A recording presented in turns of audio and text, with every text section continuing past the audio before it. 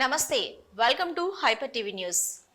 తిరుపతి జిల్లా గూడూరు పట్టణంలో గూడూరు ఎమ్మెల్యే సునీల్ కుమార్ నివాసంలో మరియు ఎమ్మెల్యే క్యాంప్ కార్యాలయంలో ఎమ్మెల్యే సునీల్ కుమార్ వివిధ శాఖల అధికారులతో సమీక్ష సమావేశం నిర్వహించారు. ఎమ్మెల్యే సునీల్ కుమార్ వివిధ వర్గాల ప్రజల నుంచి వినతి పత్రాలను అందుకొని వాటిని పరిశీలించిన అనంతరం ప్రజలు ఆయన దృష్టికి తీసుకొచ్చిన సమస్యలను వెంటనే పరిష్కరించాలని సంబంధిత అధికారులకు ఫోన్ చేసి ఎమ్మెల్యే సునీల్ కుమార్ మాట్లాడారు.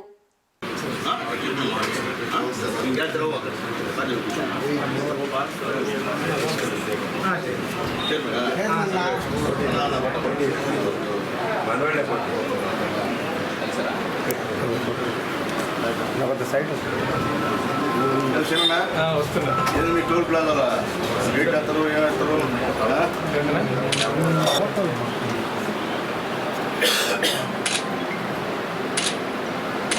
పెద్ద రేంద్ర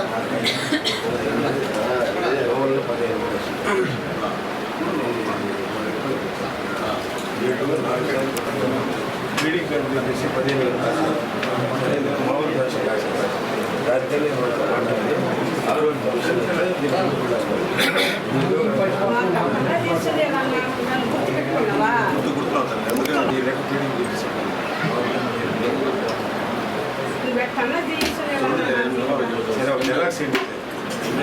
చెప్తాను చెప్తాయి కదా.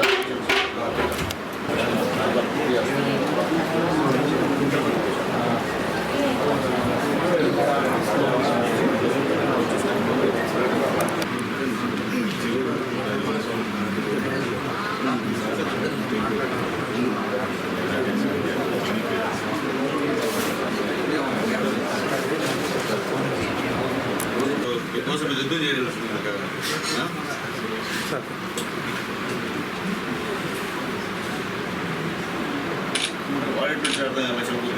అదేందో మాకే అర్థం కాని పరిస్థితి ఆ వెంటనే ఎట్ట చెప్పిందో మాకు తెలియని పరిస్థితి. ఎస్పీ గారు బంగారు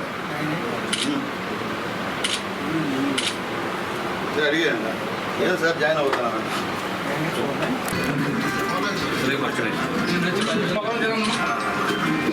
నేనే కలుద్దాం అనుకున్నాను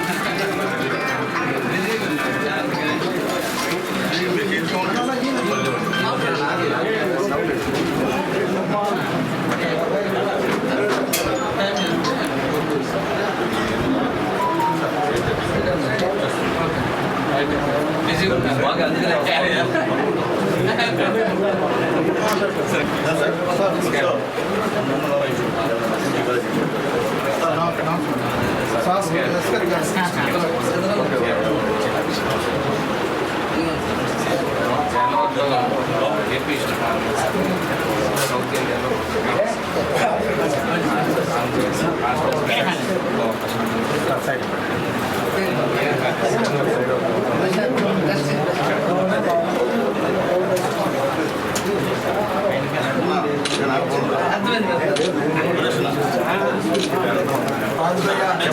ఏంటంటే వర్షాలు లేక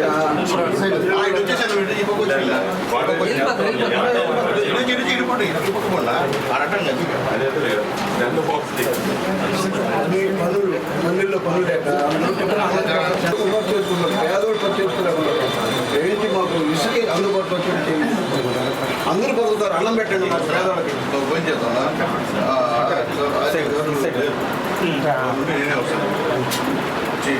ఒక రీచ్ ఎక్కడైనా పనులు రైతుల కూడా బయట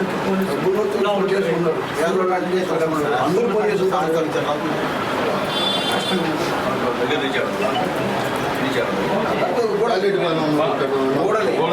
వాటర్ చెట్టు కూడా మనకి అక్కడ వచ్చి పాయింట్ చెప్తే అక్కడ చేసుకుంటారు. పర్మిషన్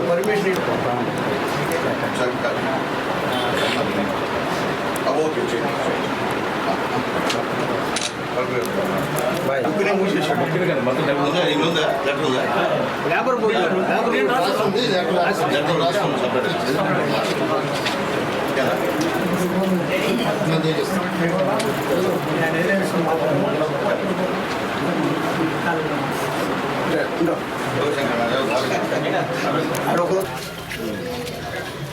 ఎక్కడ జాయిన్ చేశాడా సైడ్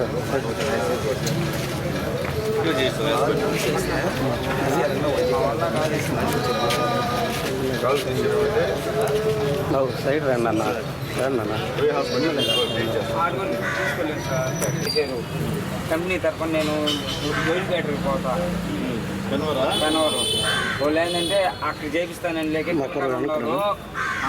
రాలేదు సార్ అని మాట్లాడారంట. నాకు తెలియదులే అన్నీ. అందుకని తీసుకొచ్చి సింహపూర్లో చేయించారు. సింహపూర్లో జాయిన్ చేసిన తర్వాత మా ఎవరోసరి పెట్టి చేపించేసి మళ్ళా అన్నాను డబ్బులు లేవని కూడా ఇలే సార్ డిశ్చార్జ్ చేస్తున్నారు. తిరుపతికి పోతే ఫస్ట్ ఇక్కడ దాకా తీసేయాలని చెప్పారు. తర్వాత ఏంటంటే ఈ పక్క కోసి అంటే పిల్లలు కదా ఈ ఏళ్ళు అసలు కదలతోందా, ఏళ్ళు కదలతోందా. 1 వారం 10 రోజుల తర్వాత ఇంటికి పోయి రెస్ట్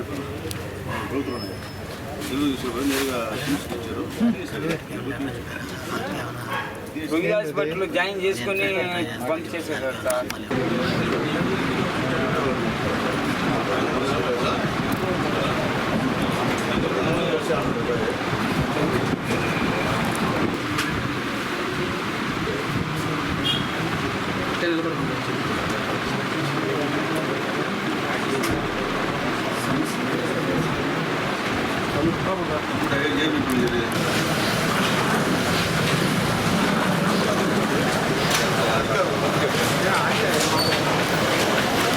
రాష్ట్రంలో బాలలు మరియు మాదిగలు అన్నదమ్ములుగా కలిసిమెలిసి జీవిస్తున్న తరుణంలో ఎస్సీ వర్గీకరణ పేరుతో వారిని విడదీసేందుకు చేసిన ప్రయత్నాలు సరైనవి కాదని దేశ అత్యున్నత న్యాయస్థానం సుప్రీంకోర్టు ఇటీవల ఎస్సీ వర్గీకరణపై వెలువరించిన తీర్పును పునః ఆలోచించాలని రాష్ట్ర మాల మహానాడు కోరుకుంటుందని మాల మహానాడు నాయకుడు శివశంకర్ అన్నారు. ఎస్సీ వర్గీకరణను వ్యతిరేకిస్తూ మాల మహానాడు ఆధ్వర్యంలో గూడూరు పట్టణంలో నిరసన ధర్నా కార్యక్రమం నిర్వహించారు. ఎస్సీ వర్గీకరణ చేయాలని ఇటీవల సుప్రీంకోర్టు తీర్పును నిరసిస్తూ భారత్ బంద్ సందర్భంగా తిరుపతి జిల్లా గూడూరు పట్టణంలోని పాత బస్టాండ్ సెంటర్ వద్ద ఉన్న అంబేద్కర్ విగ్రహానికి మాల మహానాడు నాయకులు పూలమాలలు వేసి నివాళులర్పించారు. ఎస్సీ వర్గీకరణపై సుప్రీంకోర్టు తీర్పు పునః ఆలోచించాలని మాల మహానాడు నాయకులు నినాదాలు చేశారు. ఈ సందర్భంగా మాల మహానాడు నాయకుడు శివకుమార్ మాట్లాడుతూ సుప్రీంకోర్టు ఇచ్చిన తీర్పును పునః పరిశీలించాలని కోరుతున్నామన్నారు. ఈ కార్యక్రమంలో మాల మహానాడు నాయకులు ఆరవ పర్వతయ్య, కేఆర్ దాసరి, ఎస్ బాబయ్య, బిఎస్పీ నాయకులు నాసిన భాస్కర్ గౌడ్, హరి, చింతల బాబు తదితరులు పాల్గొన్నారు.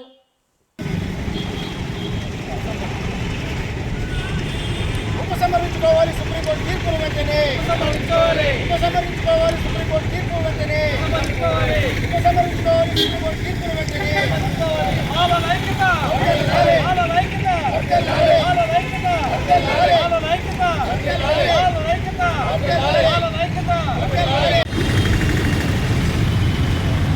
మాలలు మాదిగలు అన్నదమ్ములుగా చలామణి అవుతున్నటువంటి ఈ భారతదేశంలో ఒకానొక రాజకీయ కుమ్మర పురుగు ఈ ఐక్యతను చెడగొట్టాలని చూసి 1996లో ఈ ఆంధ్రప్రదేశ్లోనే ప్రత్యేకంగా ఏబిసిడి వర్గీకరణ చేయడం జరిగింది మాలమాదిగలకి.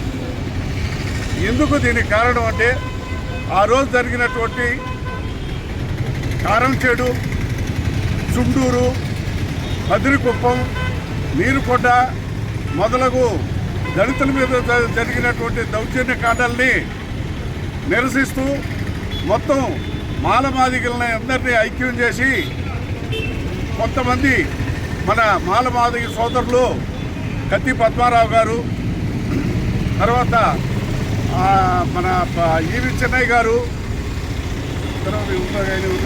బొజ్జా తారకం గారు, వీళ్ళు జేబీ రాజు గారు, వీళ్ళందరినీ కలిపి దళిత మహాసభ అనేటువంటి ఒక ఉధృతమైనటువంటి మాలమాదిగల ఐక్యత వేదికని స్థాపించడం జరిగింది. మాలలు చాలా ఇంటెలిజెంట్స్, వీళ్ళని కానీ చీల్చకపోతే రేపు పొద్దున భవిష్యత్తులో మనకు రాజ్యాధికారం దక్కడం చాలా కష్టమని చెప్పి ఆ రోజు ఏబిసిడి వర్గీకరణలు చేయడం జరిగింది.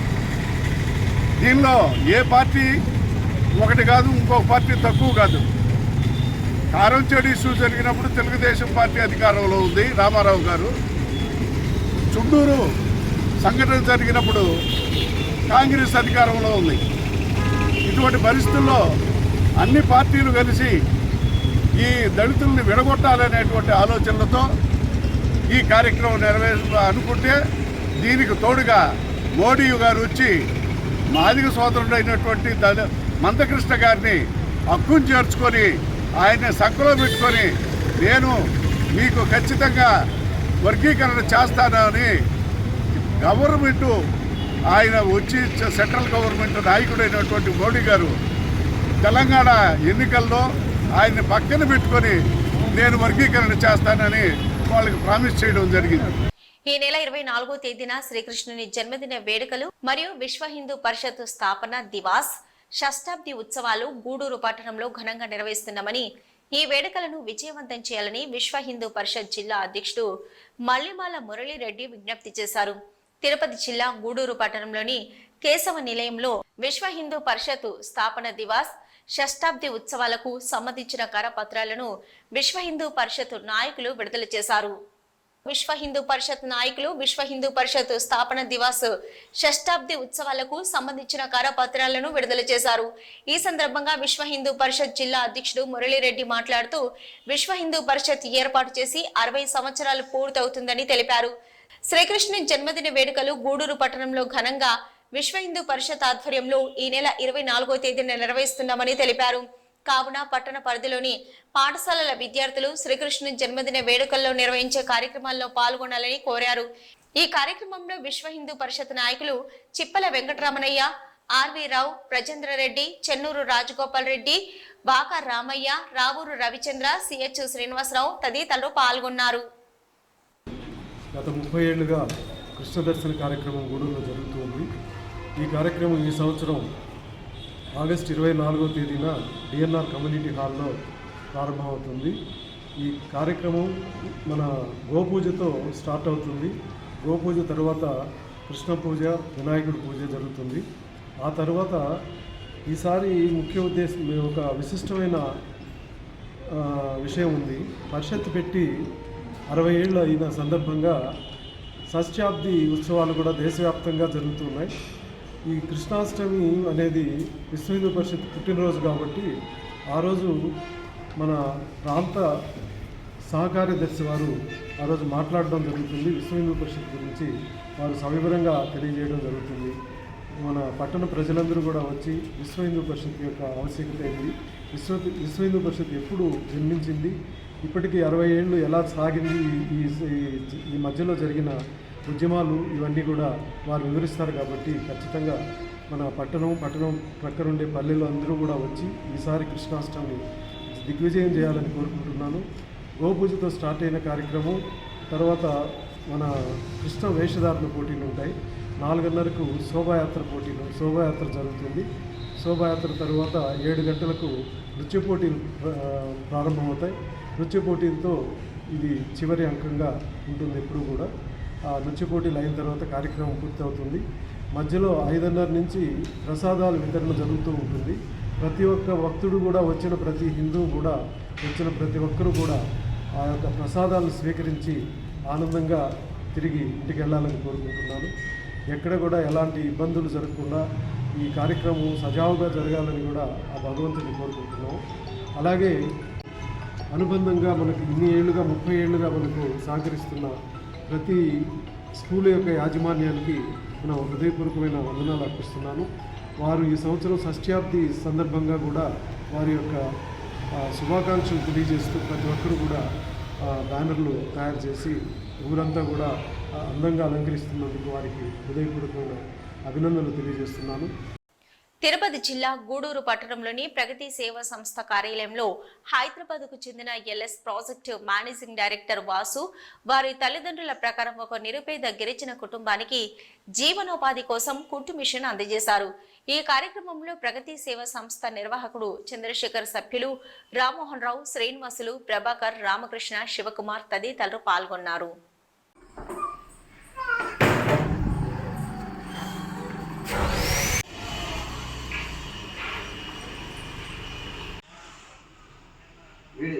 ప్రగతి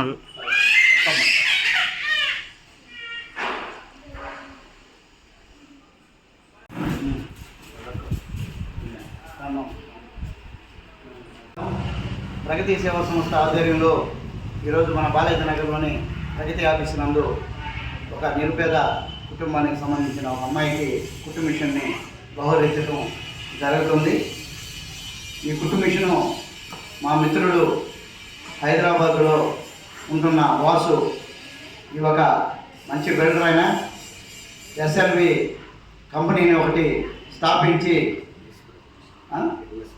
ఎల్ఎస్ ప్రాజెక్టు అధినేత మా వాసు అంటే కోట మండలంలోని ఒక చిన్న గ్రామంలో పుట్టి ఈరోజు అంచెలంచెలుగా మంచి ఉన్నత స్థానానికి ఎదిగి ఈరోజు 10 మందికి ఉపాధి కల్పిస్తున్న మా వాసుకి ఇక్కడ వాళ్ళ అమ్మా నాన్నగారి పేరు మీద ఈ ఒక కుట్టు మిషన్ ఇవ్వటం చాలా సంతోషమైన విషయం.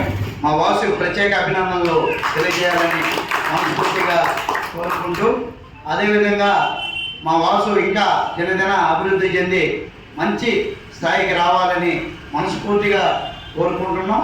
అదేవిధంగా ఈ ఒక ప్రాజెక్టులే కాకుండా ఈ మధ్యకాలంలో ఆయన ఒక 3 సినిమాలు కూడా తీయటం జరిగింది. ఒక సినిమా కూడా ఇప్పుడు రెడీగా జరుగుతూ కూడా ఉంది. సినీ నిర్మాత కూడా అడుగు పెట్టడం జరిగింది. దాంట్లో కూడా సక్సెస్ఫుల్గా మా వాసు ఉన్నాడు. ఎందుచేతంటే మంచి వాళ్ళకి మంచిగా జరుగుతుంది. మా వాసు ఇంకా మంచి స్థానానికి పోవాలని భగవంతుని కోరుకుంటూ మన ప్రగతి కుటుంబం అంతా కూడా మా వాసు కుటుంబానికి ఆశీస్సులు అందించాలని మనస్ఫూర్తిగా కోరుకుంటూ, అదేవిధంగా ఈ నెల 23వ తేదీ రాష్ట్ర వ్యాప్తంగా గ్రామీణ ప్రాంతాల అభివృద్ధికి MGNREGS నరేగా నిధులు పారదర్శకంగా వినియోగం జరగాలని గ్రామ సభలు రాష్ట్ర వ్యాప్తంగా ఒకే విధంగా జరిగేలా డిప్యూటీ సీఎం పవన్ కళ్యాణ్ మార్గనిర్దేశం చేసినట్లు సైదాపురం ఎంపీడీఓ పురుషోత్తం శివకుమార్ తెలియజేశారు. సైదాపురం ఎంపీడీఓ పురుషోత్తం శివకుమార్ మీడియాతో మాట్లాడుతూ ప్రతి గ్రామంలో గ్రామ సర్పంచ్ ప్రజాప్రతినిధుల సమక్షంలో 23వ తేదీ గ్రామ సభల ద్వారా ఉపాధి పనులను గుర్తించి గ్రామాభివృద్ధికి పారదర్శకంగా అవినీతి లేకుండా జరిగేలా చర్యలు చేపట్టాలని deputy CM Pawan Kalyan video conference లో మార్గనిర్దేశం చేశారని తెలిపారు. జాతీయ గ్రామీణ ఉపాధి హామీ పథకం కింద ప్రత్యేక గ్రామ సభలు నిర్వహించవలసిందిగా గౌరవ డిప్యూటీ సీఎం గారు దిశానిర్దేశం చేశారు. నిన్న గౌరవ డిప్యూటీ సీఎం గారు వీడియో కాన్ఫరెన్స్ ద్వారా రాష్ట్ర వ్యాప్తంగా అన్ని శాఖల అధికారులకి మార్గదర్శకత్వం చేశారు. ఈ MGNREGS కింద గ్రామీణ ప్రాంతాల్లో ఉన్న అనేక రకాలైన సమస్యలకు పరిష్కారంగా పనులు చేపట్టడం జరుగుతుంది. 46 రకాలైన పనులని MGNREGS కింద చేపట్టడానికి అవకాశాలు ఉన్నాయి.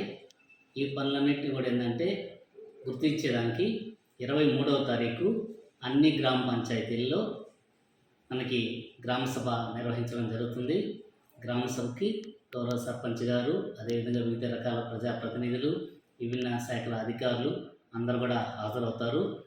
ముందుగా మనకి గ్రామంలో ఏ పనులు అవసరం అవుతాయి అనేది గుర్తించి గౌరవ సర్పంచుల గారికి, అదేవిధంగా ప్రజాప్రతినిధులకి అందజేయడం జరుగుతుంది. తదుపరి గౌరవ ప్రజాప్రతినిధులు వాటన్నింటినీ చర్చించుకొని ఇంకా ఏదైనా అవసరమైన పనులని ఆ రోజు గ్రామ సభలో గుర్తించడం జరుగుతుంది. వీటన్నిటినీ గ్రామ సభ తీర్మానం ద్వారా చేపట్టి ఈ పనులని కూడా ఎటువంటి అవినీతికి ఆస్కారం లేకుండా పారదర్శకంగా నిర్వహించాలని గౌరవ డిప్యూటీ సీఎం గారి ఆదేశాల మేరకు మన సైదాపురం మండలంలో కూడా ఆ విధంగా చేయడం జరుగుతుందని తెలియజేస్తుంది. చెన్నై కలకత్తా జాతీయ రహదారిపై చిల్లకూరు మండలం కోటా క్రాస్ రోడ్డు వద్ద రోడ్డు దాటుతున్న ద్విచక్ర వాహనాన్ని నాయుడుపేట నుంచి నెల్లూరు వైపు వెళ్తున్న ఆర్టీసీ బస్సు ఢీకొట్టింది. ఈ ప్రమాదంలో రెట్టపల్లి గ్రామానికి చెందిన సుల్లూరు చెంగలయ్య, పారిచల్ర కోటేశ్వరరావులకు తీవ్ర గాయాలయ్యాయి. గాయపడిన ఇద్దరిని టోల్ ప్లాజా అంబులెన్స్ లో గూడూరు ప్రభుత్వ ఏరియా వైద్యశాలకు తరలించారు. పోలీసులు కేసు నమోదు చేసి దర్యాప్తు చేస్తున్నారు.